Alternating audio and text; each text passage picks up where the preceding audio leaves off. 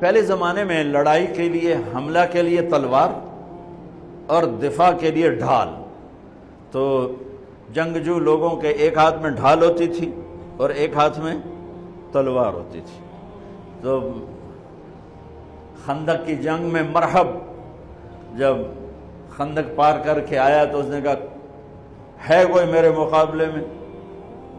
سارے بیٹھ گئے، کوئی نہیں کھڑا ہو.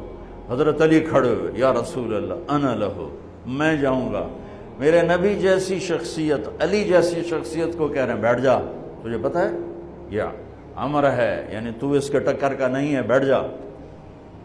بڑے بڑے نہیں کھڑے ہو رہے، تو بچہ ہے، ابھی 21 سال 23 سال عمر تھی. انہوں نے کہا کون ہے میرے مقابلے میں؟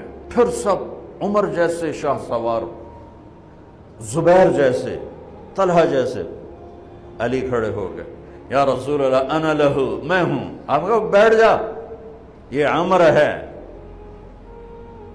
پھر اس نے کہا کدھر ہے تمہاری جنت جس میں دعوے کرتے ہو شہید ہوں گے تو جائیں گے، تم میں کوئی جنت کا شوقین نہیں ہے؟ پھر کوئی نہیں کھڑا ہوا. علی کھڑے ہو گئے، یا رسول اللہ انا لہو. واہ، امام المتقین، من کنت مولاہ فعلی مولا، جس کا میں مولا ہوں علی اس کا مولا ہے علیہ الصلاۃ والسلام.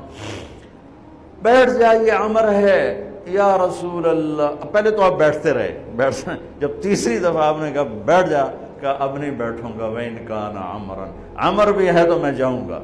آپ نے کہا اچھا چل جاؤ. پھر آپ نے ان کے لیے دعا کی.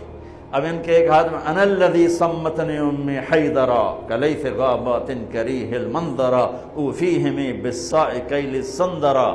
یہ شعر پڑھتے ہوئے جا رہے تھے. میں ہوں جس کا نام اس کی ماں نے حیدر رکھا ہے. حیدر شعر کو کہتے ہیں، شعر، اس لیے آپ کو حیدر کرار، کرار کہتے ہیں پلٹ پلٹ کے حملہ کرنے والا.